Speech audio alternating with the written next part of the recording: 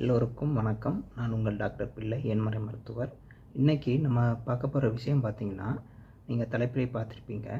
ஆன்டிபயோட்டிக்னால் நம்ம பாடியில் ஏற்படக்கூடிய பிரச்சனைகளை ஒரே ஒரு விஷயத்தை நம்ம சாப்பிட்றதன் மூலமாக அதை சரி பண்ண முடியும். அந்த அற்புதமான சாப்பாடு, உணவு எது அப்படிங்கிறத இன்றைக்கி நம்ம பார்க்க போகிறோம். இன்றைக்கி பார்த்திங்கன்னா, குழந்தைகள்லேருந்து பெரியவங்க வரைக்கும் ஆன்டிபயோட்டிக்னு சொல்லக்கூடிய மருந்து கண்டிப்பாக அதனால் பிரயோஜனம் இருக்குது. நமக்கு வரக்கூடிய பெரும்பான்மையான நோய்களை தடுக்கிறதுக்கு, அதாவது குணப்படுத்துறதுக்கு அது பயன்படுது. ஆனால் அதே நேரத்தில் தேவையில்லாமையே ஆன்டிபயோட்டிக் சாப்பிட்ற பழக்கம் இன்றைக்கி நம்ம நாட்டில் பயங்கரமாக அதிகரிச்சுட்டே வருது. சில நேரங்களில் பார்த்திங்கன்னா டாக்டர்ஸே பார்த்திங்கன்னா ஆன்டிபயோட்டிக் எதுக்கு எடுத்தாலும் ப்ரிஸ்கிரைப் பண்ணுறாங்க. சில நேரங்களில் பார்த்திங்கன்னா இன்னும் ஒரு கொடுமையான விஷயம் என்னென்னா, மக்களே பார்த்திங்கன்னா ஃபார்மசியில் போய் டைரெக்டாக ஆன்டிபயோட்டிக்கை வாங்கி சாப்பிடக்கூடிய நிலைமையும் இருக்குது. இது மிக மிக தவறு. ஆன்டிபயோட்டிக் எப்போவுமே டாக்டரோட ப்ரிஸ்கிரிப்ஷன் இல்லாமல் நம்ம சாப்பிடவே கூடாது. அது உடம்புக்கு கேடு தரும்.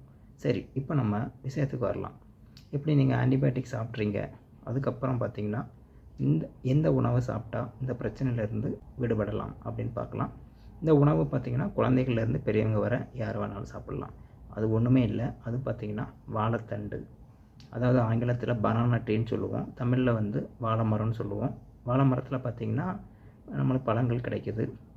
இது போக பார்த்திங்கன்னா சில பேர் இந்த வாழைத்தண்டு இருக்கு இல்லையா, அது கடைகளிலே பார்த்திங்கன்னா விற்கிறாங்க. வாழைத்தண்டை வாங்கி அதை ஜூஸாகவோ இல்லைனா பொரியல் அந்த மாதிரி பண்ணியோ நம்ம சாப்பிட்லாம்.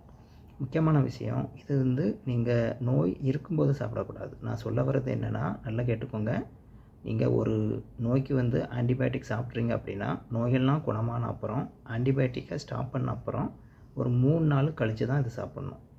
ஏன் அப்படின்னா, ஆன்டிபயோட்டிக்லாம் நீங்கள் சாப்பிட்டு முடித்த அப்புறம் பார்த்திங்கன்னா அதோட கழிவுகள் நம்ம உடம்புல உள்ள ஒவ்வொரு செல்லையும் தங்கியிருக்கும்.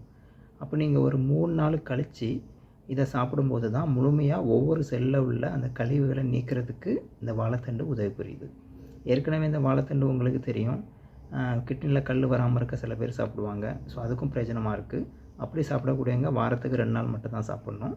சரி, இந்த ஆன்டிபயோட்டிக்னால் வந்த பிரச்சனையை சரி பண்ணுறதுக்கு ஆன்டிபயோட்டிக் சாப்பிட்டு முடித்து அந்த கோர்ஸை கம்ப்ளீட் பண்ணி 3 நாள் கழித்து இந்த வாழைத்தண்டு ஜூஸாகவோ இல்லைனா பொரியலோ இல்லைனா வேறு எந்த மாதிரி உணவு பண்ண முடியுமோ பண்ணி நீங்கள் சாப்பிட்லாம். சரி, இதை எத்தனை நாளைக்கு சாப்பிட்லாம் பார்த்தீங்கன்னா, ஒரு 2லேருந்து 3 நாளைக்கு சாப்பிட்லாம். அது தினமும் சாப்பிட்லாம், இல்லைனா ஒரு நாள் விட்டு ஒரு நாளோ இல்லைனா ஒரு 2 நாள் நடுவில் கேப் விட்டோ சாப்பிட்லாம். மொத்தம் ஒரு 2லேருந்து 3 தடவை அப்படி சாப்பிட்றீங்கன்னா மொத்த கழிவுகளும் நம்ம உடம்புலேருந்து செல்லிருந்து விடுபட்டு போயிடும். ஸோ இது பார்த்திங்கன்னா ஒரு அருமையான ஒரு மருந்து. இது அறிவியல் பூர்வமான ஒரு மருத்துவரை நான் சொல்கிறேன். இது கண்டிப்பாக நீங்கள் சாப்பிட்லாம். இந்த முக்கியமான விஷயத்தை உங்கள் ஃப்ரெண்ட்ஸு, ஃபேமிலி மெம்பர்ஸ் எல்லாருக்கும் ஷேர் பண்ணுங்கள். இது வரைக்கும் நம்ம சேனலை சப்ஸ்கிரைப் பண்ணாதவங்க பண்ணிக்கோங்க. உங்கள் ஆதரவுக்கு நன்றி. வணக்கம்.